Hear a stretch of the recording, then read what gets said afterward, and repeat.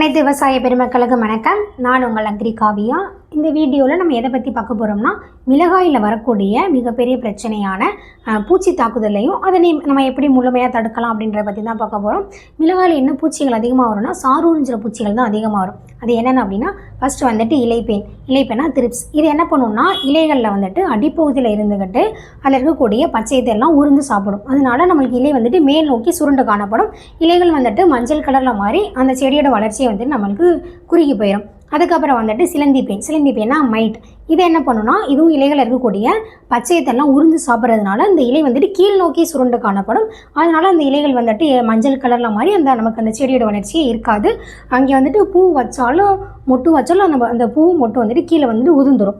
அதுக்கப்புறம் வந்துட்டு வெள்ளையி வந்துட்டு ஒயிட் ஃப்ளை. இது என்ன பண்ணுன்னா, அந்த இலைகள் இருக்கக்கூடிய சாரெல்லாம் உரியறதுனால இலை சுருட்டு வைரஸ் அப்படின்ற ஒரு வைரஸ் நோயை வந்துட்டு அதை ஏற்படுத்தும். அதனால் நமக்கு அங்கே நல்ல விளைச்சலே இருக்காது.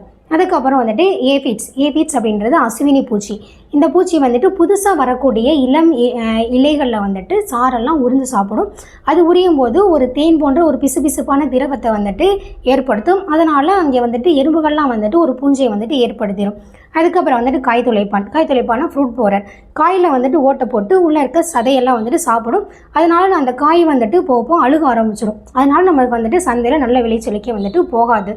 இதெல்லாம் வந்துட்டு சாறு உறிஞ்சுற பூச்சிகள். இந்த பூச்சிகள்லாம் வந்து சாரெல்லாம் உரியறதுனால நமக்கு வந்துட்டு 20லேருந்து ஒரு 90% வந்து மகசூல் இழக்கிறதுக்கான வாய்ப்பை வந்துட்டு ஏற்படுத்தும். அப்போ இது நம்ம எப்படி முழுமையாக தடுக்கலாம் அப்படின்னு பார்த்தோம்னா, நம்மளுடைய நிலத்திலேயே வந்துட்டு ஒட்டும் பொரியலை வந்து நம்ம பயன்படுத்தலாம். அதாவது மஞ்சள் கலர்லையும் நீலம் நிறத்துலையும் வந்துட்டு நமக்கு வந்துட்டு பொறி இருக்கும். அது நம்ம நிலத்தில் ஒரு ஏக்கருக்கு ஒரு 5லேருந்து 10 பொறி வச்சோம் அப்படின்னா அதோடைய நிறத்தில் கவர்ந்து இழுக்கப்பட்டு அந்த பூச்சிகளை வந்துட்டு நம்ம பிடிக்கலாம். அதுக்கப்புறம் வந்துட்டு வேப்ப எண்ணெயும் பூச்சிக்கொல்லியும் பயன்படுத்தலாம். இந்த பூச்சிக்கொல்லிக்காக நம்மளுடைய தயாரிப்பான இன்ஃபினிட்டியை வந்துட்டு நம்ம பயன்படுத்துறது ரொம்ப நல்லாயிருக்கும்.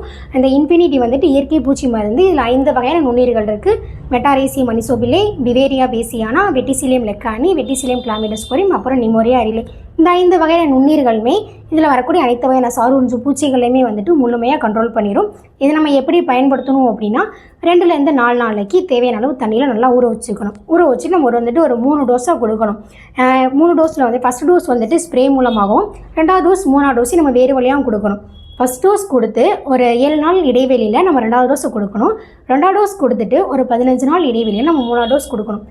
இப்படி ஒரு 3 டோஸ் கொடுத்துட்டோம் அப்படின்னா நம்ம இந்த மிளகாயில் வரக்கூடிய சாறு உறிஞ்சுற பூச்சிகளை முழுமையாக நம்ம கண்ட்ரோல் பண்ணிடலாம். எனவே மிளகாய் சாகுபடி செய்யக்கூடிய அனைத்து விவசாயிகளும் இதை வாங்கி பயன்படுத்தி நல்ல லாபம் பெறுமாறு உங்களை அன்புடன் கேட்டுக்கொள்கிறேன். நன்றி, வணக்கம். மேலும் விவரங்களுக்கு 8608422427